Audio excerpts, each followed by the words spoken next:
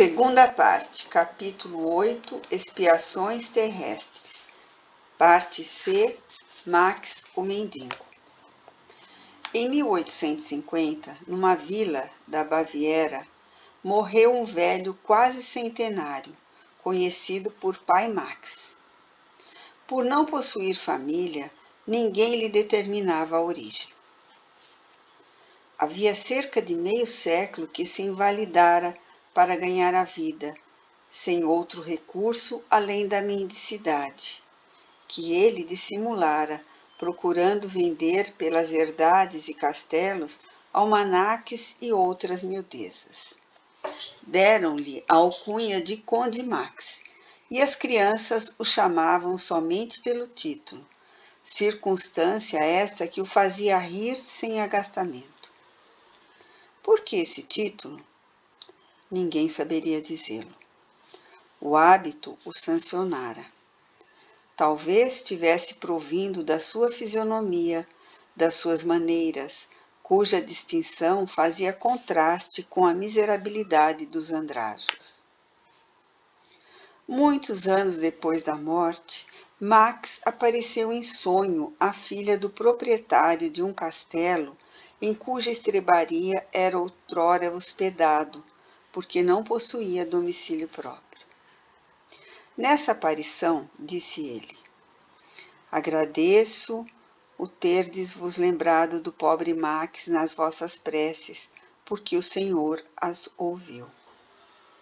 Alma caritativa, que vos interessaste pela pobre mendigo, já que quereis saber quem sou, vou satisfazer-vos, ministrando ao mesmo tempo e a todos um grande ensinamento. Há cerca de século e meio era eu um dos ricos e poderosos senhores desta região, porém orgulhoso da minha nobreza. A fortuna imensa, além de só me servir aos prazeres, mal chegava para o jogo, para a libertinagem, para as orgias, que eram a minha única preocupação na vida. Quanto aos vassalos, porque eu julgasse animais e trabalhos destinados a servir-me, eram espezinhados e oprimidos, a fim de que provessem as minhas dissipações. Surdo aos queixumes deles, como em regra também o era de todos os infelizes, julgava eu que eles ainda se deveriam ter por honrados em satisfazer-me aos caprichos. Morri cedo, exausto pelos excessos, mas sem ter realmente experimentado qualquer desgraça real. Ao contrário, tudo parecia sorrir-me, a ponto de passar por um dos seres mais ditosos do mundo. Tive funerais suntuosos, e os boêmios lamentavam a perda do ricaço. Mas a verdade é que sobre o meu túmulo nenhuma lágrima se derramou, nenhuma prece por mim se fez a Deus de coração, enquanto minha memória era amaldiçoada por todos aqueles para cuja miséria contribuíra. Ah, como é terrível a maldição daqueles que prejudicamos, pois essa maldição não deixou de ressoar-me aos ouvidos durante longos anos que me pareceram uma eternidade. Depois, por morte de cada uma das vítimas, era um novo espectro ameaçador ou sarcástico erguido diante de mim, a perseguir-me sem tréguas, sem que eu pudesse encontrar em vão lugar onde me furtasse as suas visitas. Nenhum olhar amigo. Os antigos companheiros de devassidão, infelizes como eu, fugiam, parecendo dizer-me desdenhoso: tu não podes mais custear os nossos prazeres. Oh, então, quanto daria eu por um instante de repouso, por um copo d'água para saciar a sede ardente que me devorava? Entretanto, eu não mais possuía, e todo o ouro a jorros derramado sobre a terra não produzia uma só bênção, uma só que fosse. Ouviste, minha filha? Cansado por fim, oprimido, como viajor que não lobriga o termo da jornada, exclamei: Meu Deus, tende compaixão de mim. Quando terminará esta situação horrível? Então uma voz, primeira que ouvi depois de haver deixado a terra, disse: Quando quiseres. Que será preciso fazer, grande Deus? Repliquei. Dizei-o que a tudo me sujeitarei. É preciso o arrependimento, é preciso te humilhares perante os mesmos a quem humilhaste. Pedir-lhes que intercedam por ti, porque a prece do ofendido que perdoa é sempre agradável ao Senhor. Humilhei-me, pedi aos meus vassalos e servidores que ali estavam diante de mim, e cujos semblantes, pouco a pouco, mais benévolos, acabaram por desaparecer. Isso foi para mim como que uma nova vida. O desespero deu lugar à esperança, enquanto eu agradecia a Deus com todas as forças da minha alma. A voz acrescentou: Príncipe, ao que respondi: Não há aqui outro príncipe senão Deus, o Deus onipotente que humilha os soberbos. Perdoai-me, Senhor, porque pequei, e se tal for da vossa vontade, fazei-me servo dos meus servos. Alguns anos depois reencarnei numa família de burgueses pobres. Ainda criança, perdi meus pais e fiquei só no mundo, desamparado. Ganhei a vida como pude, ora como operário, ora como trabalhador de campo, mas sempre honestamente, porque já cria em Deus. Aos 40 anos, fiquei inteiramente paralítico, sendo-me preciso daí por diante mendigar, por mais de 50 anos, por essas mesmas terras de que fora o absoluto Senhor. Nas herdades que me haviam pertencido, recebi uma migalha de pão, feliz quando por abrigo me davam a coberta de uma estrebaria. Ainda, por uma acerba ironia do destino, apelidaram-me de Senhor Conde. Durante o sono, aprazia-me percorrer esse mesmo castelo onde reinei despoticamente, revendo-me no fausto da minha antiga fortuna. Ao despertar, sentia das visões uma impressão de amargura e tristeza, mas nunca uma só queixa se me escapou dos lábios. E quando a Deus aprouve chamar-me, exaltei a sua glória por me haver sustentado com firmeza e resignação numa prova tão penosa, da qual hoje recebo a recompensa. Quanto a vós, minha filha, eu vos bendigo por terdes orado por mim. Para este fato, pedimos a atenção de todos quantos pretendem que, sem a perspectiva das penas eternas, os homens deixariam de ter um freio às suas paixões. Um castigo como este do pai Max será, porventura, menos profícuo do que essas penas sem fim nas quais hoje ninguém acredita? História de um criado. Servindo a uma família de alta posição, era um moço cujos traços fisionômicos, cujo ar inteligente surpreendiam por sua distinção. Em suas maneiras nada havia de rústico ou plebeu, e, ao mesmo tempo que diligenciava bem servir aos patrões, estava longe de ostentar quaisquer servilismos, aliás, muito próprio das pessoas que conhecêramos, e porque não o víssemos, perguntamos se o haviam despedido. Disseram-nos que tinha ido passar alguns dias na sua terra natal e que lá falecera. Disseram-no mais que muito lamentavam a perda de tão excelente moço, possuidor de sentimentos assaz elevados para a sua posição. Acrescentaram que ele lhes era muito dedicado, dando provas de grande afeição. Mais tarde veio-nos a ideia de evocar esse rapaz, e eis o que nos disse ele. Na penúltima encarnação, havia eu nascido de uma muito boa família, como se diz na terra, mas cujos bens estavam arruinados pelas prodigalidades de meu pai. Órfão muito criança, um amigo deste recolheu-me e mandou-me educar-me excelentemente como um filho, educação essa que me suscitou uma leve vaidade. Meu protetor de então e hoje, o Senhor G, ao serviço do qual me conhecestes.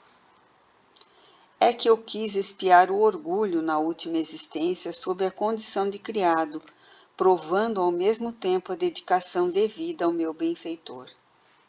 Cheguei mesmo a salvar-lhe a vida sem que ele o soubesse. Isso constituiu também uma provação da qual saí vitorioso e bastante confortado para não me deixar corromper num meio vicioso. Conservando-me impoluto a despeito dos maus exemplos, agradeço a Deus a recompensa na felicidade que hoje gozo. Pergunta: em que circunstâncias salvastes a vida do Sr. G?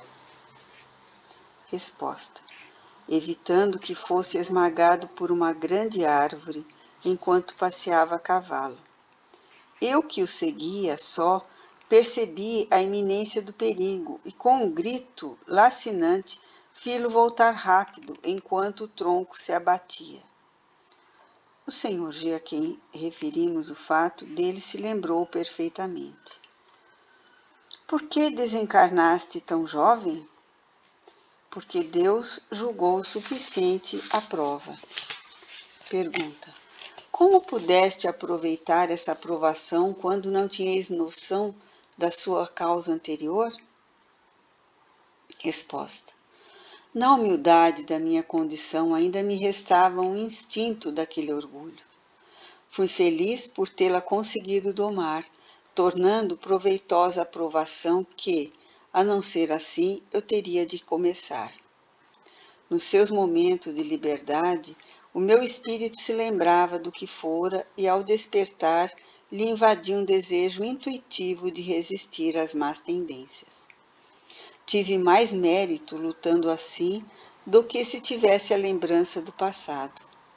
Com essa lembrança, o orgulho de outros tempos se teria exaltado, perturbando-me, ao passo que, deste modo, apenas tive que combater as influências nocivas da minha nova condição.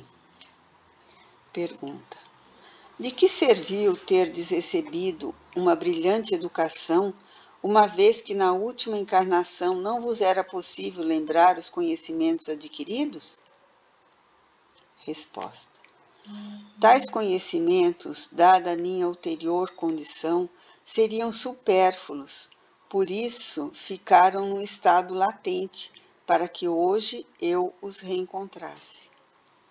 Mas aqueles conhecimentos não me foram de todo inúteis, uma vez que, desenvolvendo minha inteligência, me incutiram predileção instintiva pelas coisas elevadas e repugnância pelos baixos e ignóbeis exemplos que tinha à vista. Sem aquela educação, eu não passaria de um criado. Pergunta: a abnegação dos criados para com os patrões terá por ascendente o fato de relações anteriores? Resposta: sem dúvida, e ao menos é esse o caso comum. Às vezes, esses criados são membros da mesma família, ou, como no meu caso, escravos da gratidão e que procuram saldar uma dívida, ao mesmo tempo concorrendo para que progridam por sua dedicação. Vós não compreendeis todos os efeitos da simpatia que a anterioridade de relações produz no mundo. A morte, em absoluto, não interrompe essas relações que podem perpetuar-se por séculos e séculos.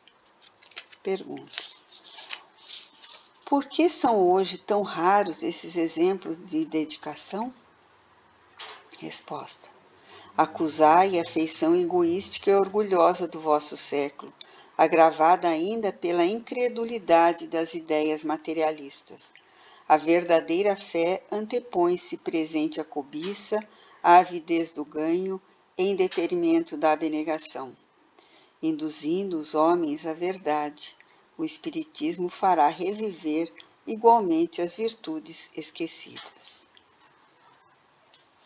Nada melhor do que este exemplo para evidenciar o benefício do esquecimento em relação às existências anteriores. Se G tivesse do que havia dito seu criado, ficaria com ele a uma posição embaraçosa, nem o conservaria como criado, obstando por conseguinte a uma provação proveitosa para ambos. Antônio B. Enterrado vivo, pena de Talião. Antônio B., escritor de estimadíssimo merecimento, que exercera com distinção e integridade muitos cargos públicos na Lombardia, pelo ano de 1850, caiu aparentemente morto de um ataque catapilético. Como algumas vezes sucede em casos dessa natureza, a sua morte foi considerada real, concorrendo ainda mais para o engano os vestígios da decomposição assinalados no corpo. 15 dias depois do enterro, uma circunstância fortuita determinou a exumação a pedido da família. Tratava-se de um medalhão por acaso esquecido no caixão. Qual não foi, porém, o espanto dos assistentes quando, ao abrir, notaram que o corpo havia mudado de posição, voltando-se de bruço, e, coisa horrível, que uma das mãos havia sido comida em parte pelo defunto. Ficou então patente que o infeliz Antônio B. fora enterrado vivo e deveria ter sucumbido de desespero e por fome. Evocado na Sociedade de Paris em agosto de 1861, a pedido de parentes, deu as seguintes explicações. 1. Evocação. Que quereis? 2. A pedido de um vosso parente, nós vos evocamos com prazer e seremos felizes se quiserdes responder-nos. Resposta. Sim, desejo fazê-lo. 3. Lembrai-vos dos incidentes da vossa morte? Resposta. Certamente que me lembro, mas por que avivar essa lembrança do castigo? 4. Efetivamente foste enterrado por descuido. Resposta. Assim deveria ser, visto revestir-se a morte aparente de todos os característicos da morte real, eu estava quase em enxágue. Nota explicativa 64. Privado de circulação do sangue, descoloração da pele, privação do sangue. Não se deve, porém, imputar a ninguém um acontecimento que me estava reservado desde que nasci. 5. Incomodam-nos essas perguntas? Será mister de lhe darmos fim? Resposta. Não, podeis continuar. 6. Por que deixaste a reputação de um homem de bem? Esperávamos que fosseis feliz. Resposta. Eu vos agradeço, pois sei que haveis de interceder por mim.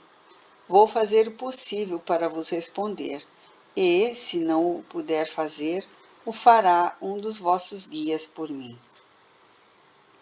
7. Podeis escrever-nos as vossas sensações daquele momento? Resposta. Que dolorosa provação sentir-me encerrado entre 4 tábuas, tolhido, absolutamente tolhido, gritar impossível. A voz, por falta de ar, não tinha eco. Que tortura do infeliz que em vão se esforça para respirar num ambiente limitado.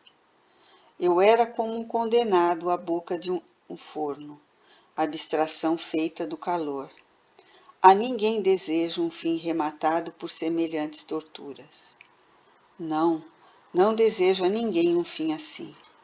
Ó cruel punição de cruel e feroz existência! Não saberia dizer no que então pensava, apenas revendo o passado vagamente entrevia o futuro. 8. Disseste cruel punição de feroz existência. Como se pode conciliar esta afirmativa com a vossa reputação ilibada? Resposta. Que vale uma existência diante da eternidade? Certamente procurei ser honesto e bom na minha última encarnação, mas eu aceitara um tal epílogo previamente, isso é, antes de encarnar. Ah, por que interrogar-me sobre esse passado doloroso que só eu e os bons espíritos enviados do Senhor conhecíamos? Mas visto que assim é preciso, dir-vos-ei que numa existência anterior eu enterrara viva uma mulher, a minha mulher, e por sinal que num fosso. A pena de talião devia me ser aplicada, olho por olho, dente por dente. 9. Agradecemos essas respostas e pedimos a Deus vos perdoe o passado, em atenção ao mérito da vossa última encarnação. Resposta. Voltarei mais tarde, mas, não obstante, o espírito de Erasto completará esta minha comunicação. Instruções do Guia do Médium. Por essa comunicação podeis inferir a correlatividade e dependência imediata das vossas existências entre si. As tribulações, as vicissitudes, as dificuldades e dores humanas são sempre as consequências de uma vida anterior culposa ou mal aproveitada. Devo, todavia, dizer-vos que desfechos como este de Antônio B. são raros, visto como assim terminou uma experiência correta, foi por tê-lo solicitado ele próprio, com o objetivo de abreviar a sua erraticidade e atingir mais rápido as esferas superiores. Efetivamente, depois de um período de perturbação e sofrimento moral inerente à expiação do hediondo crime, ser-lhe-á perdoado este, e ele se alcançará a um mundo melhor, onde o espera a vítima, que há muito lhe perdoou.